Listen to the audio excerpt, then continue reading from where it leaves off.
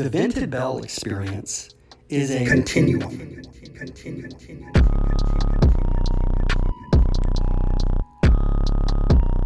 I was thinking about this channel, and I'm actually very pleased with the direction it's going. Many of you know I'm a data guy, and recently I was going through some of the analytics, and I was pleased with what I was seeing. One area where I think that this channel stands out a bit, among others, is, I guess, what YouTube would call impressions and view duration. Let me see if I can explain this.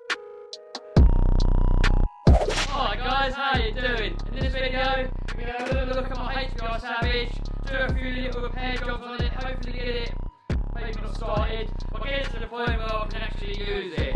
One telling metric that is tracked by YouTube is what they call impressions, view duration.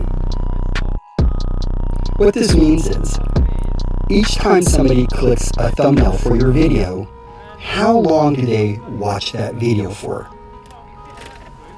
In most larger channels, we'll say 2,000 plus, what you'll see is something like this. That is, there'll be a lot of views, but the duration of that video, the view duration of that video, is at a very steep decline. Where mine differs a little bit, I may not get a lot of views, but what I do get is a very, very high duration rate. That means the people that click my video, they will stick with the content. The net of this indicates that we have just what I want, a core group of people that are down with this channel, that know I'm dropping real shit. To hell with everybody else. Alright, so in this video, we will address the claim that having a cooler clutch will aid your clutch components in staying cool. It's preventing the clutch from overheating. And bad things happen. How about that? Is that fair? It will decrease the chances of the clutch components becoming so hot that bad things happen. Let's start with that. I just want to make sure that we have a common definition that we can all work from and agree with. Additionally, if you go to my whack-ass blog, I augment this video with all the great details concerning this and my latest post. Otherwise, have a seat while I drop knowledge. When we say Bad things happen. essentially what we're talking about are preventing the shoes from being affected, right? When we talk clutch components, we are specifically speaking of the shoes. And we'll begin with a quote from Jam Racer 1, who is an internationally known faker when it comes to this hobby. Now, one problem out of many with this line of thinking is it's not necessarily always the shoes that are melting that's the problem. So, as an example, let's say Jam Racer 1 switches to his alloy shoes. The first time he runs them, he's going to stand there with a failed smile. I think it's better. It's alloy. So, yeah, it's better. Carnage. Faker.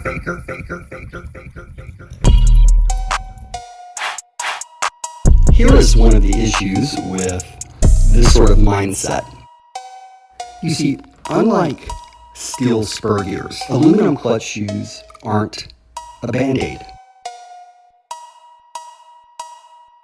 So let's walk through an actual use case of a clutch getting fouled.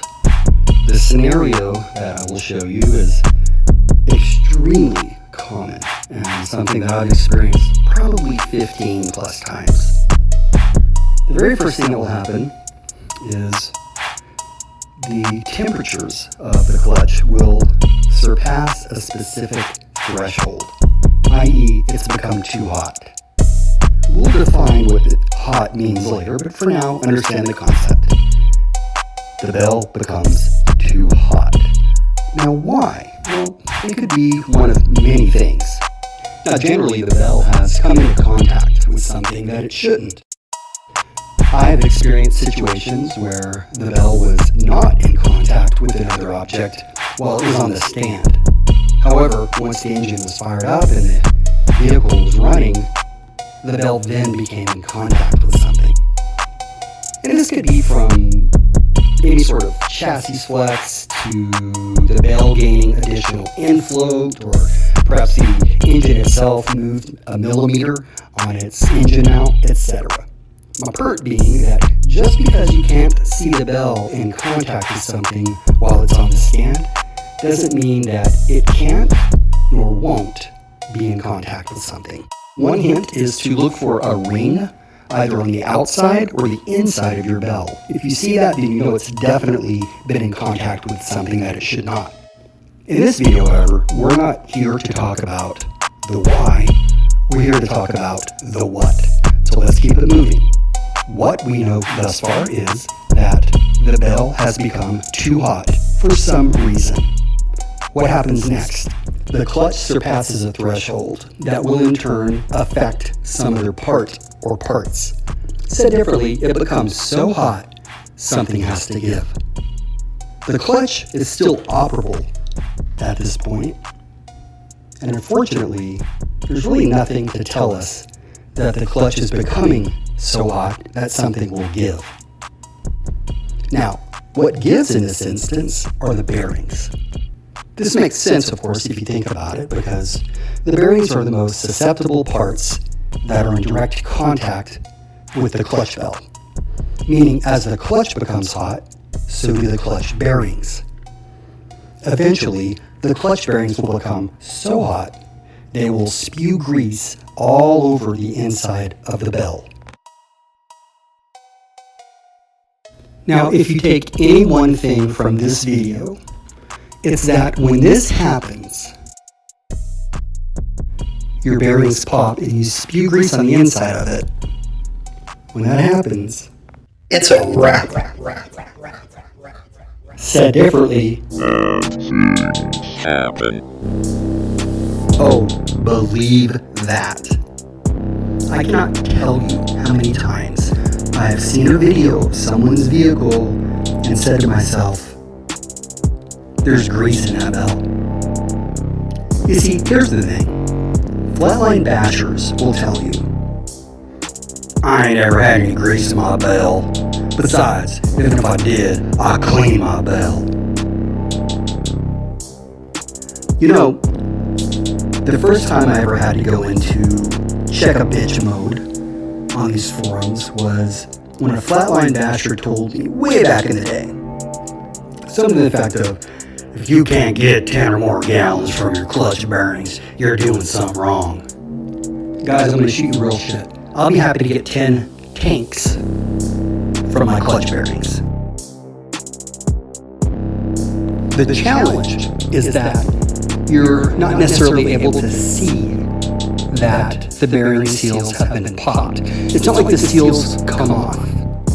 It's almost as if like there's a little pinhole that is punctured that allows the grease to come out. This is why you'll find many of the top professionals, they will go as far as removing the grease from their clutch bells. It is that problematic and that much of an impact should it happen. But anyway, I've made plenty of videos on how to test for this. Just believe me. It will F your shit up quick like. And you never know it. So, coming up in part next, I finally drop the Realest shit you've ever heard when it comes to the lack of protection that vintage bells provide.